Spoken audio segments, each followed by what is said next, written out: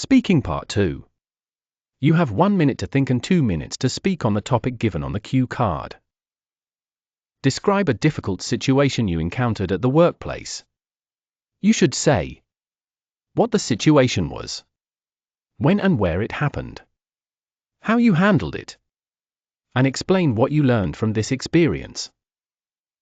A sample response to this prompt could be: one of the most difficult situations I encountered at my workplace happened about a year ago when I was leading a small team on a project with a very tight deadline. We were preparing a client presentation that was extremely important because it had the potential to secure a long-term partnership for the company.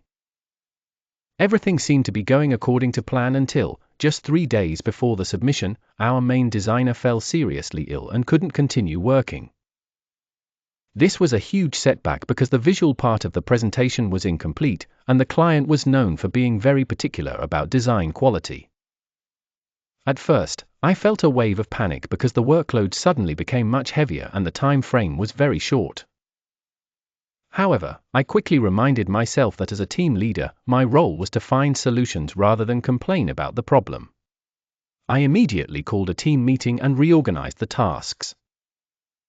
I divided the designer's work among the remaining members, including myself, and we agreed to put in extra hours for the next 3 days.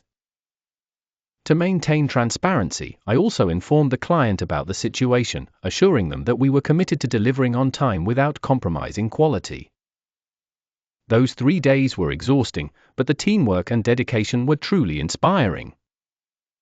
In the end, we submitted the presentation right on the deadline, and the client was actually very impressed with our work.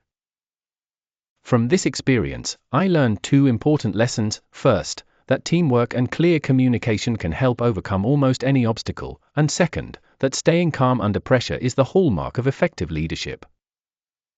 Overall, it was a stressful situation, but it ultimately strengthened my confidence and problem-solving skills.